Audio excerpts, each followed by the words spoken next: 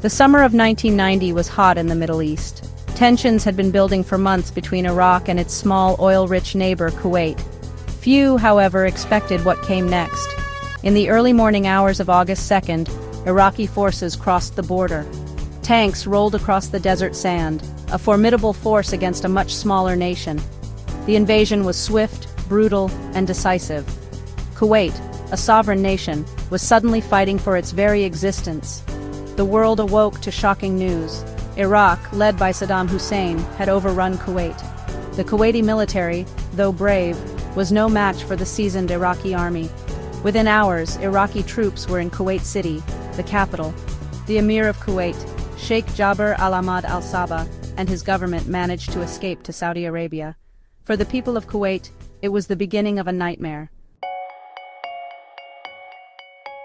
Saddam Hussein, the strongman of Iraq, did not act without calculation. His motivations were a complex mix of economic desperation, regional ambition, and perceived grievances. Iraq was burdened by enormous debt following its 8-year war with Iran. Saddam had expected financial support from his Arab Gulf neighbors, including Kuwait. He felt they were not grateful enough for Iraq's sacrifices.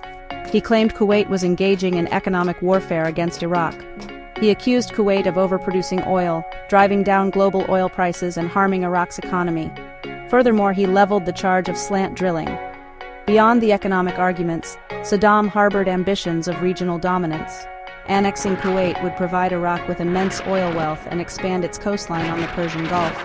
He portrayed the invasion as a reunification, a correction of colonial-era borders. The invasion of Kuwait provoked immediate and widespread international condemnation. Within hours, the United Nations Security Council passed Resolution 660, demanding Iraq's unconditional withdrawal. The swiftness and unity of the initial UN response were remarkable. In the United States, President George H.W. Bush took a firm stance. He famously declared, "This will not stand, this aggression against Kuwait." His administration quickly moved to freeze Iraqi and Kuwaiti assets in the U.S. President Bush began the arduous task of building an international coalition to confront Iraq. Secretary of State James Baker traveled extensively, securing support from traditional allies in Europe and unexpected quarters like the Soviet Union. Many Arab nations, including Egypt, Syria, and the Gulf Cooperation Council states, also joined the coalition. This coalition was a diverse assembly of nations, united by the common goal of liberating Kuwait. Some countries pledged troops and military hardware, others offered financial contributions or logistical support. The formation of this broad alliance was a significant diplomatic achievement. The stage was being set for a potential military confrontation if Iraq refused to back down. With Kuwait under Iraqi occupation, the immediate concern was the potential for further Iraqi aggression. Saddam Hussein's massive army was now positioned on the border of Saudi Arabia.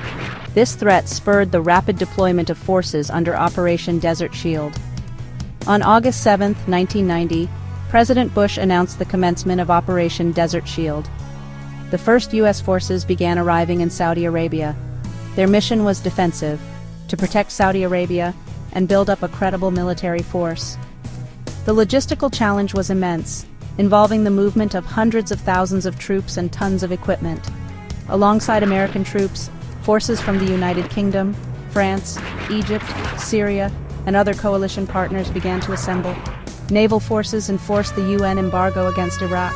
For months, the world watched and waited as Operation Desert Shield grew in scale and strength. As the deadline approached, the massive military machine transitioned from a defensive posture to an offensive one. The deadline set by UN Resolution 678, January 15, 1991, came and went. Saddam Hussein's forces remained entrenched in Kuwait. 2 days later, in the pre-dawn darkness of January 17, 1991, Operation Desert Storm began. It started with a massive air campaign designed to cripple Iraq's ability to wage war. Coalition aircraft took to the skies, striking targets deep inside Iraq and in occupied Kuwait. The initial targets included Iraq's air defense systems, communication networks, and military airfields. The aim was to achieve air supremacy quickly. The world watched the war unfold on television screens. Images of tracer fire lighting up the night sky over Baghdad created an impression of a technologically advanced conflict. The intensity of the air attacks was unprecedented. The Iraqi response to the initial air attacks was limited. Saddam Hussein retaliated by launching Scud missiles at Israel and Saudi Arabia. The air campaign of Operation Desert Storm continued relentlessly for over 5 weeks. Coalition air forces systematically degraded Iraq's military infrastructure. They targeted bridges, roads, and supply lines to isolate Iraqi forces. With Iraq's military capabilities significantly weakened, the stage was set for the ground war. On February 24, 1991, coalition ground forces launched their offensive. The main attack did not come directly into Kuwait. Instead, coalition forces executed a massive flanking maneuver, sweeping deep into southern Iraq. The ground war was remarkably swift and decisive. Armored columns of American, British, French, and Arab forces punched through Iraqi defenses. Many Iraqi soldiers surrendered in large numbers. Kuwait City was liberated on February 27, 1991. After just 100 hours of ground combat, President George H.W. Bush declared a ceasefire. Kuwait was free. The 7-month Iraqi occupation of Kuwait was a period of immense suffering for its civilian population. There were widespread reports of arbitrary arrests, torture, executions, and systematic looting by Iraqi forces. Kuwaiti citizens organized a resistance movement, engaging in acts of defiance and sabotage. For the Iraqi soldiers, the war was also a devastating experience. Many were young, poorly trained, and ill-equipped. They faced relentless aerial bombardment. When the ground war began, large numbers chose to surrender. The Highway of Death became one of the most controversial images of the war. As Iraqi forces retreated, their convoy was repeatedly attacked by coalition aircraft. The result was a scene of utter devastation. As Iraqi forces retreated from Kuwait, they set fire to hundreds of Kuwaiti oil wells. Giant plumes of black smoke filled the sky, creating an environmental catastrophe. It took months for international teams of firefighters to extinguish all the blazes. The immediate aftermath of the war also saw internal turmoil within Iraq. Shiite Muslims in the south and Kurds in the north rose up against Saddam Hussein's rule. However, without direct coalition support, these uprisings were brutally crushed. For many veterans of the coalition forces, the war left invisible wounds. A significant number of servicemen and women began reporting a range of unexplained health problems. This collection of symptoms became known as Gulf War syndrome. The political landscape of the Middle East was also reshaped. The unresolved issues would simmer for another decade, eventually leading to further conflict. The Gulf War of 1990 to 1991 was seen by many as a defining moment. President George H.W. Bush spoke of a new world order.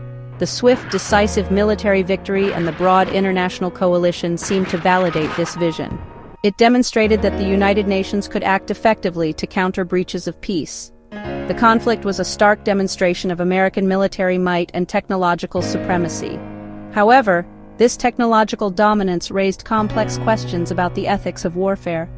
Despite the clear military victory, the Gulf War left a complicated legacy in the Middle East. Saddam Hussein's regime, though weakened, survived. The presence of U.S. troops on Saudi soil became a significant grievance for extremist groups. The war also deepened existing sectarian and ethnic fault lines within Iraq.